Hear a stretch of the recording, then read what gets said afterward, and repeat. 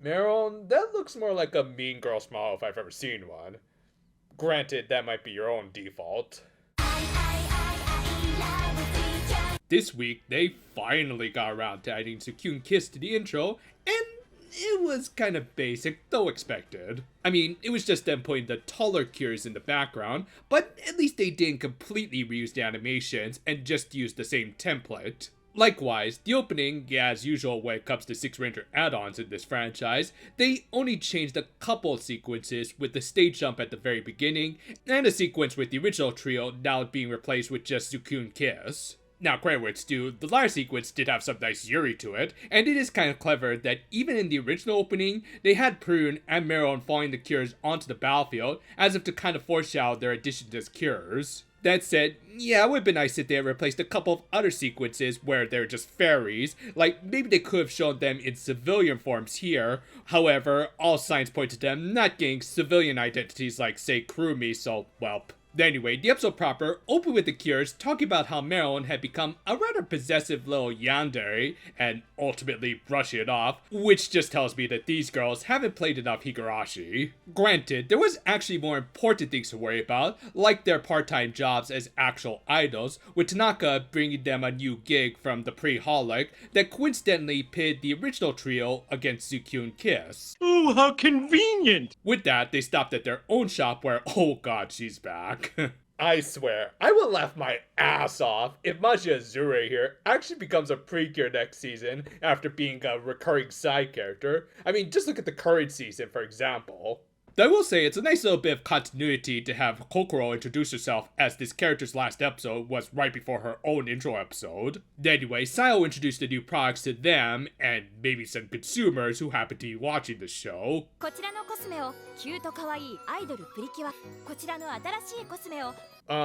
that mean that those products will appeal to different age demographics, and therefore it would be a case of apples versus oranges?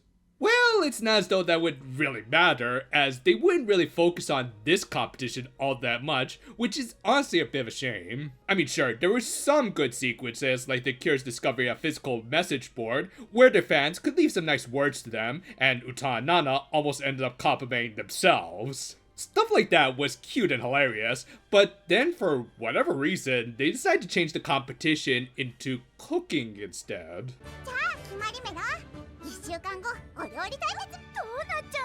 As the show's head director, she's the one who wrote this week. Yeah, it really does feel like they're kind of smashing two episodes into one. Like, honestly, I wouldn't actually mind seeing a full-on cooking competition episode.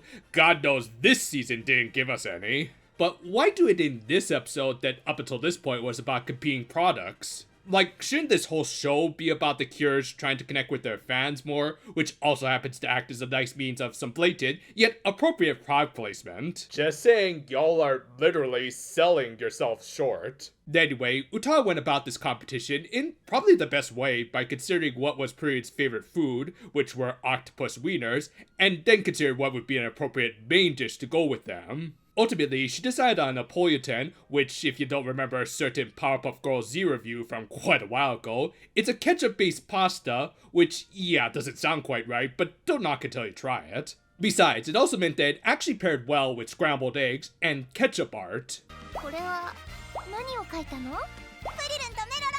Yu Kobayashi approves! And since all of the members of the original trio were trying to contribute, Kokoro made some onigi, which might be a reference to her VA's aforementioned previous role as Kome Kome from Delicious Party, with her even talking about her granny, much like Yui. Though, all I can really think is, between the pasta and rice, that's a lot of carbs. Then again, according to Huntrix, idols do need a carb load. No, and Nana brought banana, because get it? Nana, banana, fee-fi fo madi or something like that. Yeah, girl, wait until your next episode. Meanwhile, Meryl was making, napalm by the looks of it. Oh boy, can't wait for the punchline to this. Eventually, the day of the competition came, with everyone meeting at the Glitter Cafe. However, as the fairies were making their way there, Zachary struck by finding some random girl carrying around a lot of eggs.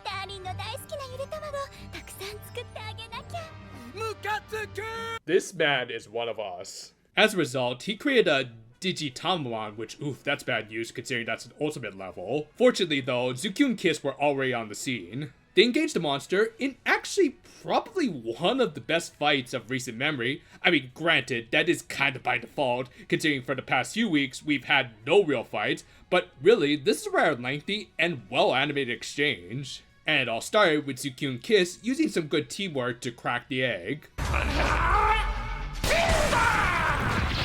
Oh god, it's Boogie's foul form. Okay, but seriously, it is kind of cool to see the monster of the week actually cause some property damage. Like, obviously it is going to be undone by the end, but at least they are getting across that these things can be dangerous. Anyway, the original trio soon joined in, and while they still couldn't get past Boogie's flab, Uta managed to discover that he had created a weakness for himself. This led to a great sequence where she tried to lure him into the pitfall, but the monster actually proved to be pretty smart and went around it, so maybe I should stop comparing him with Boogie. Still, it was a good idea that her teammates picked up on, and thus followed up by bouncing him back and forth with their finishers until they eventually picked up the birdie. Again, a really good fight this week, as it combined some clever elements that also highlight Uta's abilities outside of just being an idol who could punch really hard. And of course, Zukyun Kiss got the finisher. Zukyun Kiss Destiny!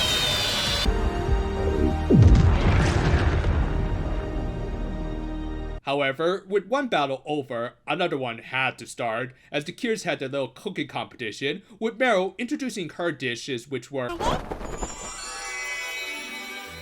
No! You lie! You lie! Yeah, I think she should just be automatically disqualified, as not only did she clearly order out, but this is a horrible mismatch of dishes. Like, you got quadruple decker cheeseburgers, sashimi, sausages, seafood cream stew, prosciutto melon, and a frickin' chocolate fondue. This is an aggressive attack on both your arteries and taste buds. And yeah, as a punchline to that nightmare pot, it's kind of weak just on the basis that it just doesn't make a lot of sense. I guess Nana's foodgasm was kind of funny, but still kind of random. Anyway, the original trio presented their dish, which again, I think it would have worked if it had just been Uta's Napoleon, and maybe Nana's banana as a dessert. However, in the end, and since she does have a bit of a harem going on, Prune declared everyone a winner. Well, that was pointless. Later, the Precure participated in a photo shoot, which again, I kind of wish this had been the focus of the episode, rather than just a meaningless little cooking competition. And the episode ended with everyone enjoying their new products, which, come to think of it, we didn't really get the results of that competition. Though, and also Kaito is back, and I guess it's gonna show up next week too. Is there another Darby meme I could use here? Oh, I know. We also got the debut of the show's second ending theme, Lulala With You, which was another really good ending theme that I like a little better than Trio Dreams. Like, it's hard to explain, but I think it just had parts to it that I kind of like better. For one, the song itself had a much nicer vibe to it, the choreography with the Precure's dancing was really well done, and I loved the changing backgrounds that were just beautiful at times. Though at the same time, I don't want to just discount how much of an earworm Trio Dreams is, or how awesome this disco ball transition is. So while I will say I kind of like this ending a little more, I guess I'll be like Prune and say that both of them are winners. That said, this episode itself, while I wouldn't call it a loser, I'm also not going to call it a winner either. It just lacked the necessary focus on either of its plot points for me to really say that they nailed it. It did help that the fight this week was really good, but even that did feel a little detached from the rest of the episode. I think after this episode, Chiaki Kon should just focus on directing her show rather than write for it, as I think she has too many ideas and doesn't know how to script them all that well. This episode exemplified this, as the cooking and idol competitions really should have been their own episodes. Personally, I would prefer the latter, as I think it would have matched up better with the show's themes about living up to the ideals of an idol through interacting with their fans, and also could have given more development to the fairies' relationship with some nice Yuri to boot and everything. Moreover, while I think a cooking competition episode could have been done right, the jokes here just didn't quite land with Cone's overly random writing. And yeah, I think that's my biggest problem with this episode. It was just way too random at times when it really didn't have to be. Just focus on one competition and that could have been more than enough. But instead, like the dishes they served, it was a mismatch of nonsense. Though I will say, the fight this week was really good, with some clever elements that let Uta really show off her leadership skills. And I think that just shows Chiaki Kone's real skills as a director of good action scenes rather than a writer. Because overall, this is just kind of a meh episode due to the lack of focus, and was only really saved by an excellent fight. You really shouldn't put all of your eggs or plot points in one basket, and things might just get all scrambled up. Thanks for watching, and if you want to help us make some omelets, you can help us by cracking some eggs by maybe watching some of our other videos. We've got videos coming out almost every day, and starting this Friday, we might even do some seasonal anime recommendations. Look forward to Procession tomorrow. Until then though, for now my friends, and if you excuse me, I'm actually going to do some car blowing in order to get this video edited by tomorrow.